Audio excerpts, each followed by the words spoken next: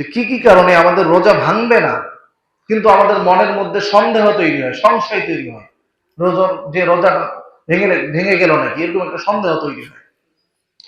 তার মধ্যে এক নম্বরে, কেউ যদি ভুলে কিছু খেয়ে ফেলে। আমাদের অনেকে আছে, মনে করেন ভুলে হঠাৎ করে পানি খেয়ে ফেলছে।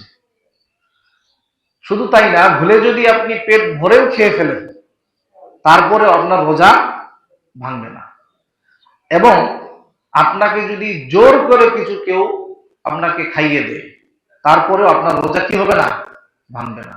দুইটা বললাম, এক নাম্বার হচ্ছে আপনি যদি ভুলে খেয়ে ফেলেন, দ্বিতীয় নাম্বার হচ্ছে আপনাকে যদি জোর করে, আপনার অনিচ্ছা সত্ত্বে কেউ যদি আপনাকে জোর করে কিছু খাইয়ে দেয়।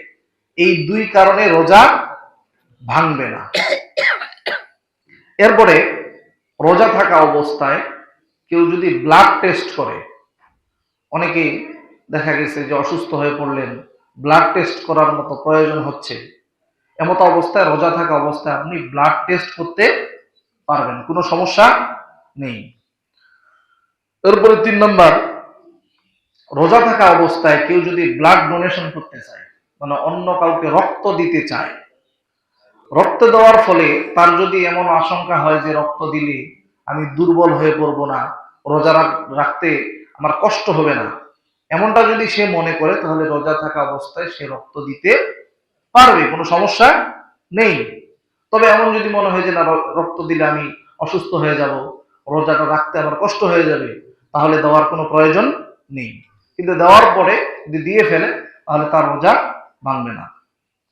4 নাম্বার, ওই যে বললাম যে রোজা থাকা অবস্থায় ফুড সাপ্লিমেন্ট, এরকম ইনজেকশন ছাড়া আপনি যদি সাধারণত পেইন কিলার অথবা অন্য কোনো ইনজেকশন আপনি নেন, তারপরেও আপনার রোজা কি হবে না, ভাঙবে না।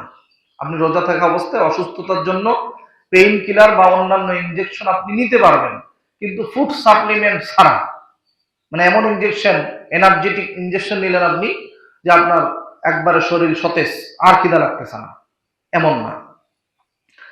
এরপরে 5 নাম্বার, এই প্রশ্নটা অনেকেই করে থাকে যে টুথপেস্ট দিয়ে দাঁত ব্রাশ করা যাবে কিনা রমজানে রোজা থাকা অবস্থায়। এর উত্তর হচ্ছে, টুথপেস্ট দিয়ে যদি আপনি দাঁত ব্রাশ করেন, আপনার রোজা ভেঙে যাবে না, তবে মাকরুহ হবে। সর্বোত্তম হচ্ছে রোজা থাকা অবস্থায় আপনি মেসওয়াক করবেন। কি করবেন? মেসওয়াক। আল্লাহ রাসূল সাল্লাল্লাহু আলাইহি ওয়াসাল্লাম তিনি মেসওয়াক করতেন। আর জিবরাইল আলাইহিস সালাম আল্লাহ রাসূল সাল্লাল্লাহু আলাইহি ওয়াসাল্লামের কাছে ওহী নিয়ে 24,000 বার এসেছিলেন। তার মধ্যে প্রত্যেকবার জিবরাইল আলাইহিস সালাম আল্লাহ রাসূলকে যে বিষয়টার কথা বলেছিলেন, সেটা হচ্ছে মেসওয়াক। যে ইয়া রাসূলুল্লাহ, আপনি মেসওয়াক করেন। আর আল্লাহ রাসূল সাল্লাল্লাহু আলাইহি ওয়াসাল্লাম বলেছেন যে আমি আমার উম্মতের জন্য মেসওয়াক করাকে বাধ্য করে দিতাম যদি তাদের কষ্ট না হতো। এজন্য আমাদের জন্য মেসওয়াক করা বাধ্য আল্লাহ রাসূল সাল্লাল্লাহু আলাইহি ওয়াসাল্লাম করেননি, ওয়াজিব করেননি, ফরজ করেননি। তো আমরা রোজা থাকা অবস্থায় টুথপেস্ট দিয়ে ব্রাশ না করা উত্তম। যদি কেউ করে ফেলে, তাহলে রোজা কি হবে না, ভাঙবে না। তবে উত্তম হচ্ছে মেসওয়াক করা। রোজা থাকা অবস্থায় আমি বললাম যে কানে এবং নাকে ড্রপ ব্যবহার করা যাবে না। তবে কেউ যদি চোখের ড্রপ ব্যবহার করতে চায় বা প্রয়োজন হয়, তাহলে চোখের ড্রপ ব্যবহার করা যাবে, এতে করে রোজার কোনো সমস্যা হবে না। 7 নাম্বার, আমাদের অনেকের ডায়াবেটিস আছে। ডায়াবেটিসের জন্য আমরা ইনসুলিন নেই না? অনেকে আছে রোজা থাকা অবস্থায় ডায়াবেটিসের ইনসুলিন নিতে চায় না। আবার অনেকে আছে ডায়াবেটিসের জন্য রোজা রাখতেই চায় না।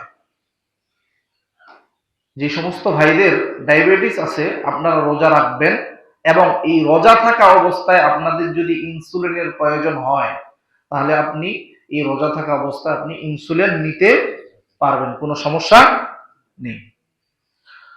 এরপর 8 নাম্বার, এটাও একটা গুরুত্বপূর্ণ, অনেকে জিজ্ঞেস করে, অনেক মা বোনেরা, যে রোজা থাকা অবস্থায় দেখা যায় যে ইফতার রেডি করতেছি বা সাবান্না বান্না করতেছি, এমন তো অবস্থায় খাবারের লবণ টেস্ট করা যাবে কিনা।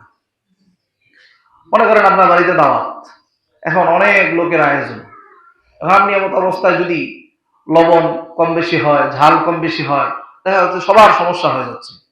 এমতো অবস্থায় যে বাবুর্চি থাকবে বা যে রান্না বান্না করবে, যে আয়োজক থাকবে, সে চাইলে সে এই খাবারের লবণ টেস্ট করতে পারবে, তবে ভিতরে যেন না যায়, সামনে জিভায় দিবে, আগার অংশে টেস্ট করে আবার সাথে সাথে কুলি কুলি নিবে। এটার আরেকটা ব্যাখ্যা হচ্ছে, যেমন দেখেন আল্লাহ রাসূল সাল্লাল্লাহু আলাইহি সাল্লাম তিনি জাইতুনের ডাল দিয়ে মেসওয়াক করতেন। তো জাইতুনের ডালের একটা অন্যরকম একটা স্বাদ আছে না, তিনি সেটা কিন্তু মুখের মধ্যে নিতেন, কিন্তু ভিতরে কি যাইতো না? আমরা মেসওয়াক করি কিন্তু এটা তো আমরা ভিতরে নেই না, সুতরাং ওইটা গেলে এটাও যাবে। আবার দেখেন আমাদের বাংলাদেশের অনেক জায়গা আছে যে জায়গার পানি অনেক লবণাক্ত, আছে না? আছে। তো পানি দিয়ে উজু করতেছি, সেটা যদি কোনো সমস্যা না হয় তাহলে খাবারের লবণ টেস্ট করা যাবে, এতে কোনো সমস্যা নেই, তবে ভিতরে যেন না যায় এটা খেয়াল রাখতে হবে। এরপরে আরেকটা বিষয় হচ্ছে, রোজা থাকা অবস্থায় অনেকে আছে আপনার নামাজে দাঁড়াইছে, এমন অবস্থায় মুখের মধ্যে থুতু আসছে, একবারে নামাজ শেষ করা পর্যন্ত থুতু একবারে মুখের মধ্যে ধরে রাখছে, নামাজ শেষ দৌড় দিয়ে যা থুতু ফেলে দিল। অর্থাৎ সে মনে করে যে রোজা থাকা অবস্থায় থুতু গিলা যাবে না, ভিতরে নেওয়া যাবে না। এটা ভুল ধারণা। আপনি রোজা থাকা অবস্থায় থুতু গিলতে পারবেন, কোনো সমস্যা নেই।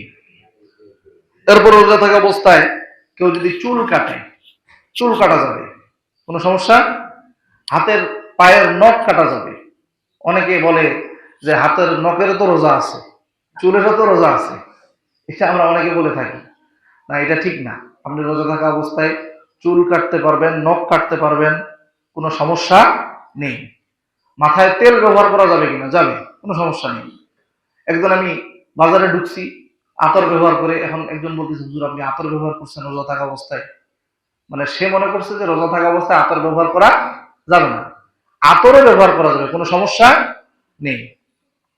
এরপরে কেউ যদি অনিচ্ছাকৃত ভাবে বমি করে, মনে করেন সেহরি খাওয়ার পরে কিছুক্ষণ পরে বা দীর্ঘ সময় পরে আপনার কোনো একটা সমস্যার কারণে অনিচ্ছাকৃত ভাবে বমি হয়ে গেছে, কোনো সমস্যা নেই, আপনার রোজা হয়ে যাবে।